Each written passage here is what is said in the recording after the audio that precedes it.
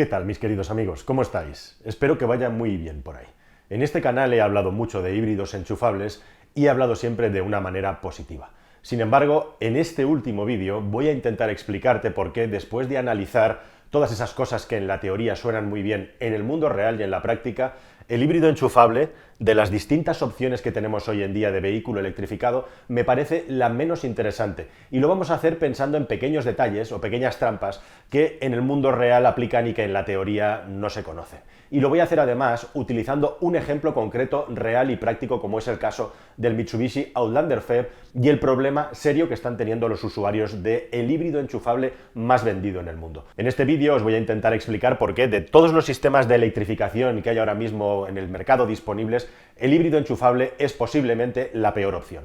Si buscas un renting, llévate 125 euros de combustible con el código CALERO o 150 si eres patrón. ¿Dónde? En rentingfinders.com. Y recuerda, código CALERO. Bien, ¿cuál es el problema del Mitsubishi Outlander? Está más que conocido y reconocido también que en este vehículo hay una especie de degradación muy prematura, muy rápida de la batería que afecta gravemente a la autonomía en modo eléctrico de este coche. Como os digo, Mitsubishi puede ponerse el pin, la medalla, de ser el líder mundial en ventas en vehículos híbridos enchufables con el Outlander PHEV, PHEV, que es como llamamos a los vehículos híbridos enchufables, Plug-in Hybrid Electric Vehicle.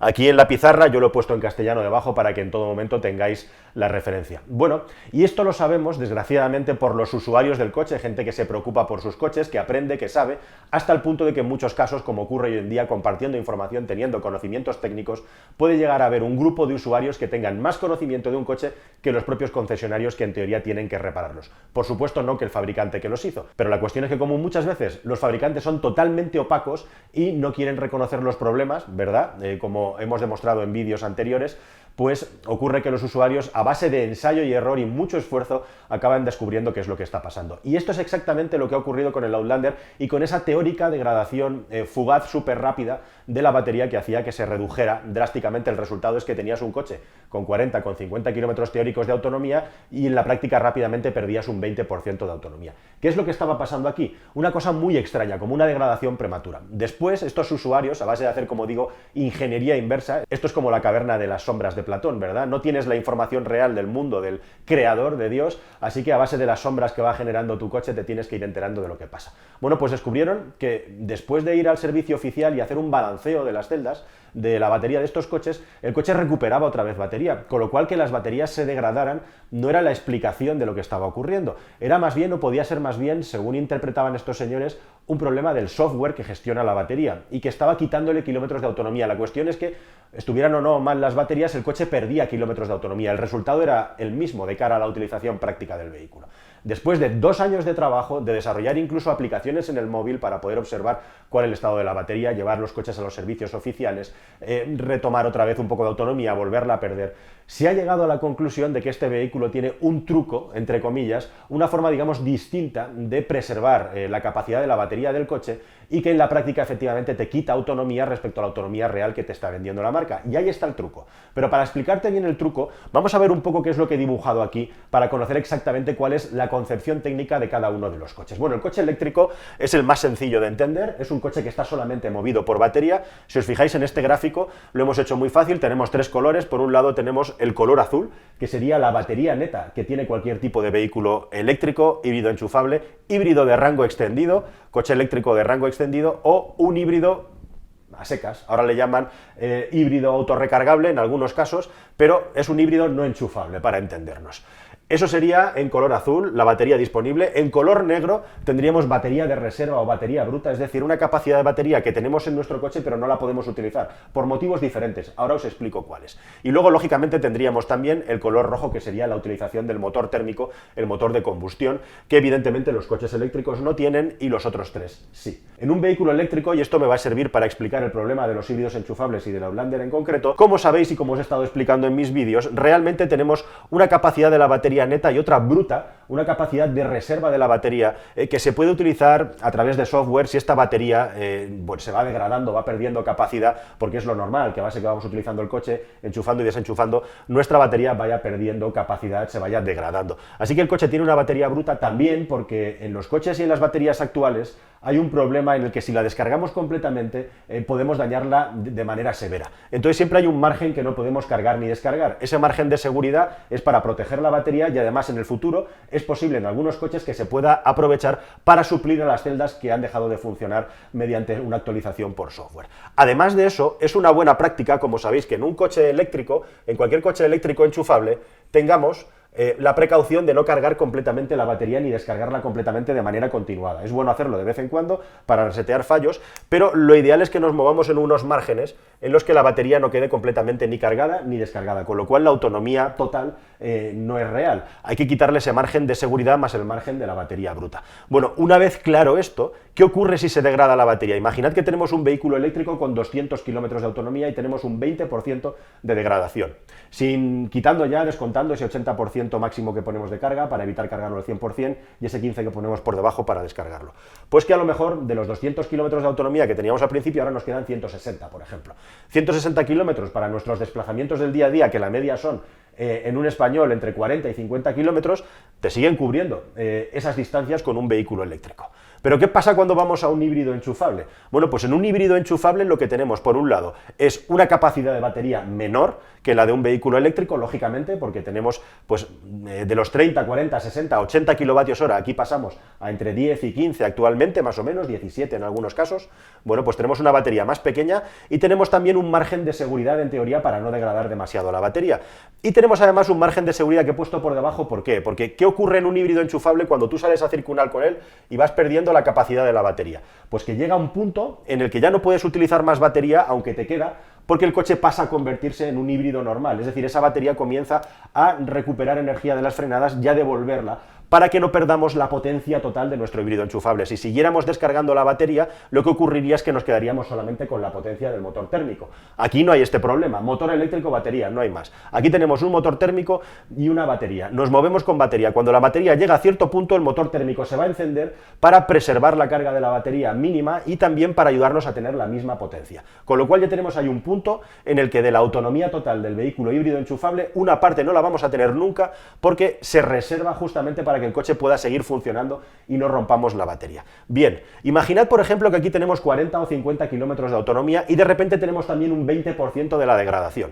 ¿Qué ocurre? Que de todo el margen, que ya es bastante exiguo que tenemos en un híbrido enchufable, nos vamos a quedar todavía con un margen menor. Nos vamos a quedar de los 40 kilómetros de autonomía o 30 y pico reales que realmente tienen en 30 o 28 reales. Eso puede marcar la diferencia entre que tu vehículo en tu trayecto diario acabe encendiendo el motor térmico o no. Y aquí la gran cuestión es esa: cuando aquí se enciende el motor térmico, lo que tenemos es una maquinaria extremadamente compleja. Tenemos un vehículo que va a contaminar más que un vehículo híbrido estándar. ¿Por qué? Porque tenemos un peso superior. Aquí el tamaño de la batería en el híbrido estándar es mucho más pequeña y no tenemos la complejidad. Este cuadradito verde que he puesto yo aquí es el puerto de carga. Este coche no es enchufable. Este coche siempre va a pesar menos que este. Así que aquí, cuando se enciende el motor térmico, normalmente vamos a tener un consumo superior al de este coche, porque esto se acaba convirtiendo en un híbrido estándar cuando hemos descargado la batería. Y hay una cosa más, estamos hablando todo el rato de preservar batería, estamos hablando todo el rato de no pasarnos del 80% de la carga normalmente, ni del 10% por debajo.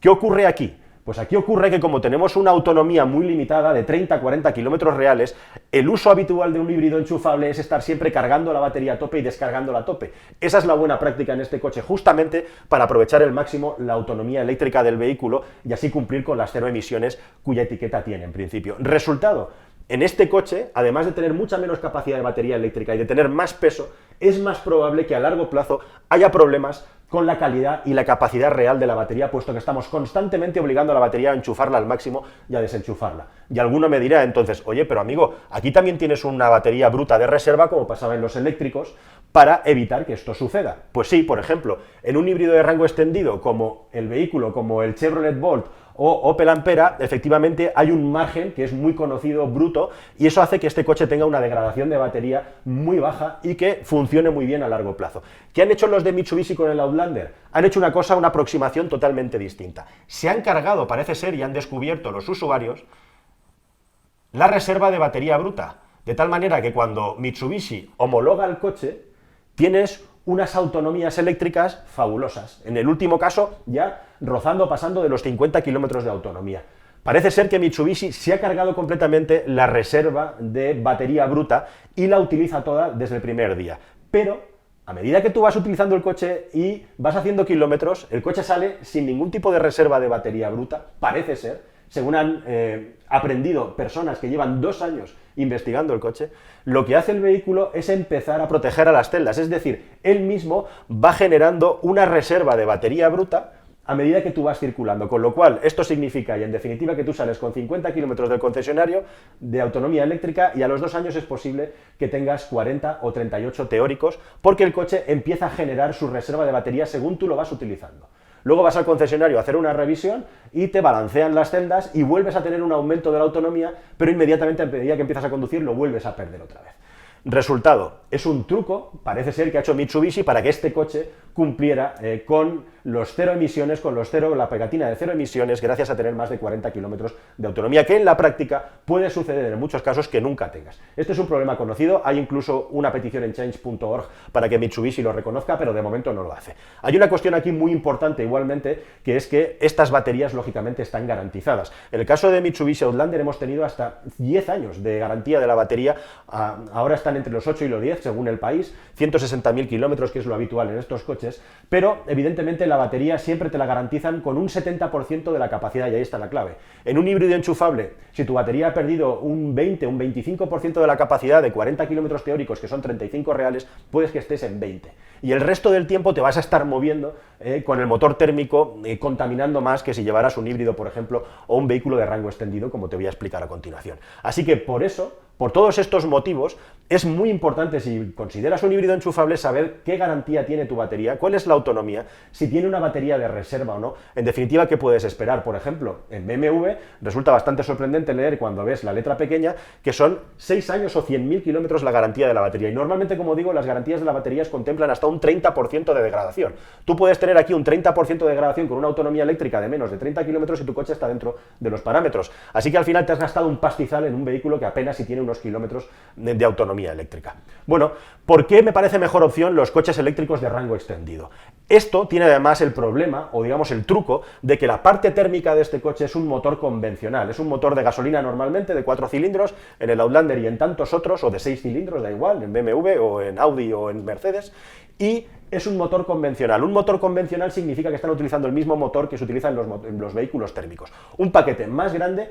¿Y por qué lo hacen? Pues básicamente por una cuestión de costes, porque tienen que seguir amortizando los motores térmicos que fabricaron. ¿Y aquí qué es lo que ocurre? Que este motor térmico no es el motor térmico de toda la vida, sino un motor, digamos, que está desarrollado, diseñado para funcionar como un generador. Por lo tanto, tiene un paquete más compacto y por lo tanto es más eficiente también, porque este motor, su misión básicamente es recargar la batería para no quedarnos tirados cuando estamos circulando y se nos ha acabado. Una batería que, por cierto, además, normalmente va a ser más grande que la de un híbrido enchufable, justamente porque el package del coche es más compacto en lo que se refiere a la parte térmica y tenemos más espacio para meter baterías. Así que al final, el todo en uno, lógicamente, también es el que tiene más limitaciones. Hay una limitación extra, que es el tamaño del maletero. La mayoría de estos coches híbridos enchufables que se están vendiendo ahora mismo son derivados de vehículos térmicos y tienen una parte importante del maletero ocupada por el paquete de las baterías, como estamos viendo constantemente en las pruebas de coches que estamos haciendo. Así que yo personalmente, por todos estos motivos, considero que esto, en 4 o 5 años, va a quedar obsoleto y que esto es lo que se va a imponer. Los vehículos eléctricos de rango extendido, algo más de capacidad de batería, pues lógicamente también con su capacidad bruta por encima y su capacidad de reserva por debajo, para que cuando la gastamos tengamos un poquito de energía eléctrica para poder seguir teniendo en la medida de lo posible la misma potencia que teníamos anunciada, es decir, el mismo caso que el híbrido enchufable, y luego un paquete de motor térmico que funciona como generador, no es un motor de 4 cilindros como tenemos aquí, sino un motor generador en muchos casos de 2 tiempos, de 2 cilindros para apoyar al eléctrico. Se va a encender menos porque tenemos más autonomía eléctrica, pesa menos y podemos hacer un paquete de producto incluso más económico porque el motor térmico son motores extremadamente sencillos de fabricar y va a haber un boom, como digo, motores rotativos, motores de 2 tiempos, motores de cilindros opuestos, que van a empezar a aparecer pues desde ya mismo y hasta 2030. Así que esta opción, además, reflexionando un poco sobre ella, me planteo, realmente si al final Tú estás haciendo 20-30 kilómetros, necesitas gastarte 40, 50, 100.000, 120.000 euros en un vehículo de este tipo. Bueno, tiene la gran ventaja, por supuesto, de que es un coche para todo. Cuando se te acaba la batería, puedes seguir circulando con el motor de gasolina de toda la vida. Como sabéis, además, ha habido en muchos países incentivos fiscales. Esto ha sido pues la mejor solución que ha tenido la industria para conseguir la etiqueta cero emisiones, pero había muchas personas que se compraban este coche para tener la etiqueta cero y luego no le volvían a recargar nunca más la batería. Así que, bueno, pues algunos países han quitado los incentivos fiscales a este vehículo, que justamente está viendo ahora un boom en Europa, desgraciadamente por el retraso tecnológico que llevamos, y además también porque las marcas de coches, como digo, quieren saltar desde el motor térmico o el híbrido, quieren saltar aquí, al híbrido enchufable, en lugar de saltar aquí. Esto es mucho más complejo, pero sobre todo aquí, que sería la solución perfecta como transición más ambiciosa que el vehículo híbrido y menos electrificada o menos limitada hoy en día como es el vehículo eléctrico puro para sustituir a un automóvil convencional. ¿Por qué estamos acabando aquí? Porque a la industria del automóvil le interesa amortizar sus motores térmicos que tiene actualmente en producción y que ha desarrollado y se ha gastado mucho dinero. Pero esta solución, el eléctrico con rango extendido, con un motor generador, es mucho más eficiente y en el futuro debería ser incluso más barata que esta, futuro inmediato. Y por último tenemos el híbrido de toda la vida. ¿Cuáles son las ventajas del híbrido de toda la vida? Bueno, pues que estamos constantemente acelerando y frenando en ciudad, estamos regenerando energía, estamos impulsando, apoyando al motor térmico para movernos y también recibiendo energía. Y si os fijáis, aquí he puesto 3 cuadraditos que se refieren al puerto de carga. Aquí no hay puerto de carga. En este coche no necesitamos que haya un gran margen de reserva de la batería. Son baterías muy pequeñas, pero a cambio ni tenemos que enchufarlas, con lo cual no las degradamos tanto, porque estamos simplemente descargándolas y cargándolas además de una manera limitada. Son vehículos que tienen la gran ventaja de que en ciudad, gracias a la regeneración por la frenada, podemos tener consumos muy bajos, de los 4 litros, 4,5, incluso un poco menos, en sitios muy congestionados, y con los motores térmicos de ciclos Atkinson, ciclos que tienen menos rendimiento en cuanto a potencia, pero más rendimiento térmico, conseguimos con el apoyo del motor eléctrico y de la batería tener una potencia parecida a un vehículo estándar y unos consumos que pueden ser también bastante contenidos si los llevamos a una velocidad estándar. Lógicamente, si ya vamos a vehículos híbridos como están saliendo de 180 a 220 caballos, que nadie se piense, como os voy a contar en la prueba del RAV4 y en la prueba del Corolla, que con esto vamos a tener 5 litros de consumo a los 100 kilómetros. Eso se acabó. En carretera al final acaban gastando como un vehículo de gasolina moderno avanzado. Pero por contra, en ciudad tenemos esta gran ventaja sin tener todos estos problemas. Por eso, desde un punto de vista de la compra, pero también de honestidad en lo que se refiere al producto, este coche es mucho más barato. Este coche puede tener un consumo muy bajo en ciudad, aunque vamos a seguir dependiendo de un motor térmico, pero tenemos la regeneración de frenada. Y este coche puede tener mucha más vida útil a largo plazo respecto a la durabilidad de la batería, aunque lógicamente también se degradan. Así que, por todos estos motivos, me parece que el vehículo híbrido enchufable a día de hoy puede tener más inconvenientes de los que teóricamente cuando pensamos en él parece la solución ideal, porque es la solución todo en uno. Solución todo en uno significa pues eso, que tienes una serie de ventajas, puesto que tienes en un mismo coche electrificación y motor térmico, sin limitaciones para viajar, pero sí que hay limitaciones en cuanto, bueno, pues a estos detalles respecto a la carga y la descarga de la batería, el sobrepeso que lleva el vehículo y todos estos pequeños detalles, digamos, que al final hacen que te puedas quedar con muy poca autonomía. Evidentemente, esto no quita que haya muchas personas que le pueden sacar un rendimiento a un híbrido enchufable, que se lo estén sacando. Yo conozco personas en mi entorno que lo cargan de manera absolutamente matemática todos los días, que lo utilizan solamente en modo eléctrico, pero precisamente por eso también, porque sabemos que las baterías y su tecnología de hoy en día son muy susceptibles a cómo las cargas y las descargas, estos coches, bajo mi punto de vista, y como demuestra también la estratagema de Mitsubishi, pueden tener una vida útil a largo plazo peor que la de un híbrido estándar. Y no digamos un híbrido de rango extendido que desgraciadamente todavía a día de hoy son prácticamente inexistentes, aunque estoy seguro que en los próximos 5 años la próxima generación de vehículos híbridos enchufables se va a ver sustituida por estos vehículos de rango extendido con una batería mayor y por lo tanto más autonomía eléctrica. Nada más, queridos amigos, espero que este vídeo os haya parecido interesante y aclarativo y, por supuesto, abierto a vuestros comentarios, a debate y a futuros vídeos seguir hablando y profundizando en este tipo de asuntos. Un cordial saludo, hasta la próxima, adiós.